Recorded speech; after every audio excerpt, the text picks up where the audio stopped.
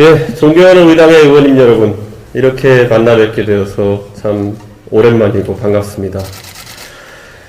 이 자리에 제가 서서 굳이 공개 발언을 요청하는 이유는 딱 한 가지입니다.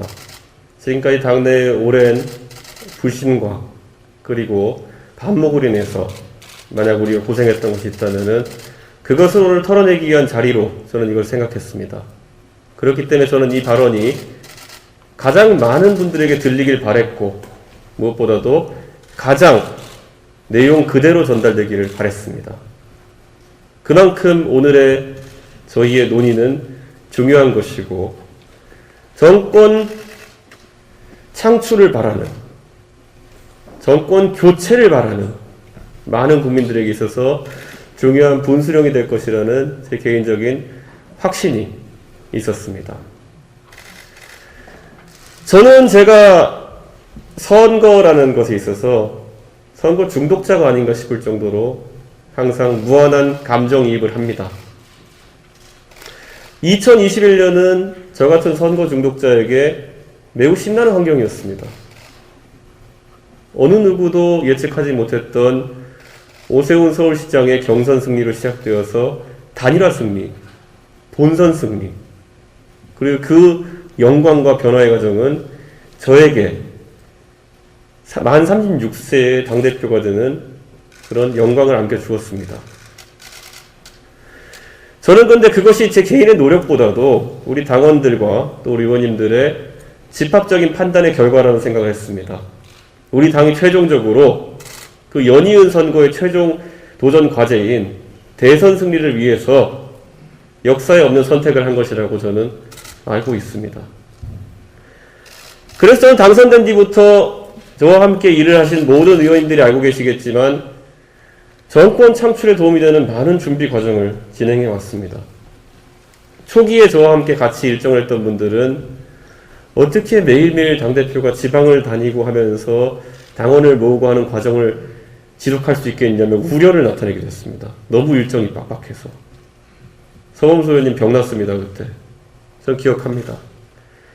그 과정을 겪어가지고 경선에 돌입했습니다. 이낙연 대 이재명이라는 빅매치라고 홍보하던 민주당에 비해서 우리 당의 경선은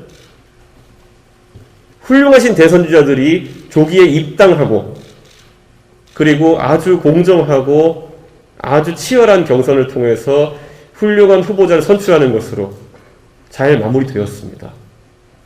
그 경선의 과정이 국민들의 관심을 끄기 충분했고 그 경선을 통해서 국민들이 새로운 희망을 보았기 때문에 우리 당은 대통령 선거가 시작되는 시점에 여론조사에 따라 다르지만은 10% 이상 되는 우위를 가지고 선거에 돌입했습니다.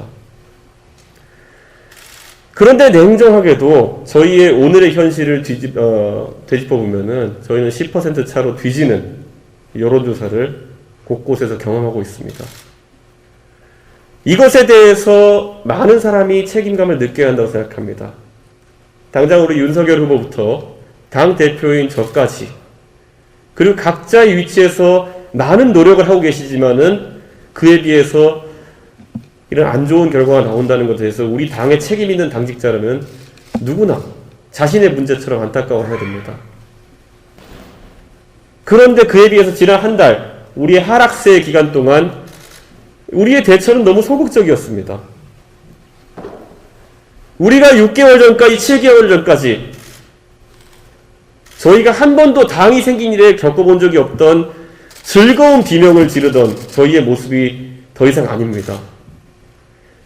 의원님들 한 분 한 분마다 지역구 사무실에 본인이 모집하지도 않은, 본인의 기초의원과 광역의원도 모집하지도 않은 젊은 당원들이 100명, 200명씩, 300명씩 쌓일 때 그것이 우리는 어떤 새로운 정치 문화의 태동이라는 생각보다는 뭔가 우리의 앞으로 당연히 가지고 가는 기득권인 것처럼 인식했던 건 아닐까. 저는 그걸 우리가 되짚어봐야 된다고 생각합니다. 제가 언론에 나가서 했던 얘기 중에 세대 결합론이라는 얘기가 있습니다.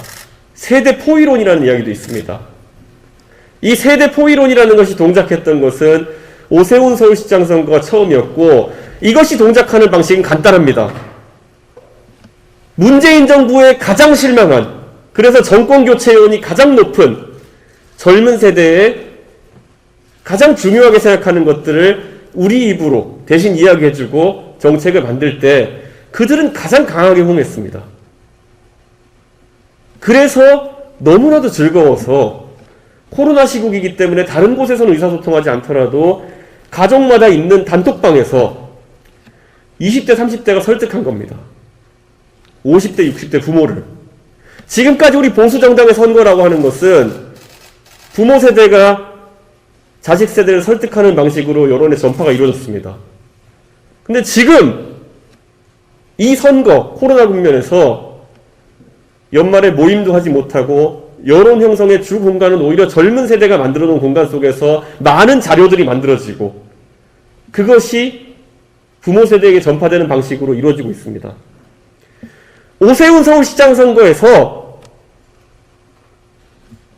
민주당의 말도 안 되는 생태탕 의혹을 막아냈던 것은 자신들의 선거라고 그걸 생각했기 때문에 열심히 자료를 찾아서 반박 자료를 만들고 인터넷상에 뿌리고 가족 단톡방에 그것을 뿌렸던 젊은 세대의 네거티브 대응이었습니다.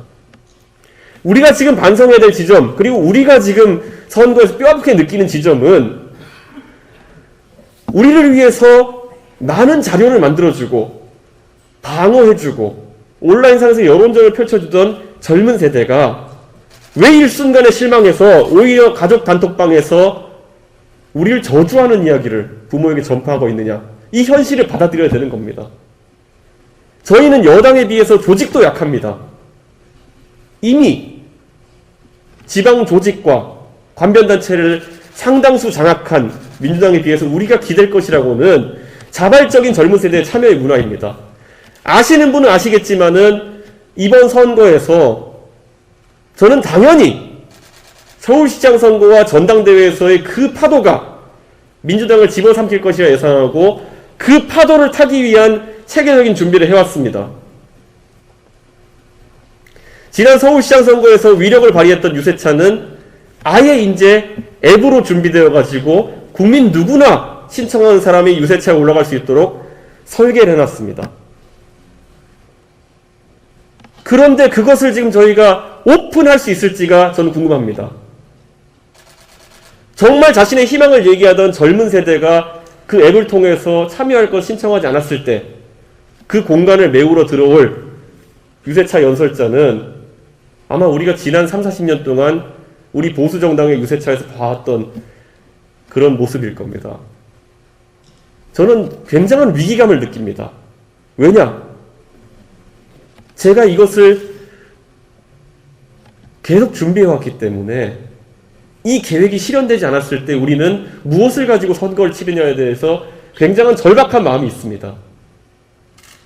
그런데 이 위기의식에 대해 가지고 우리는 하루하루 잃고 있습니다. 표를.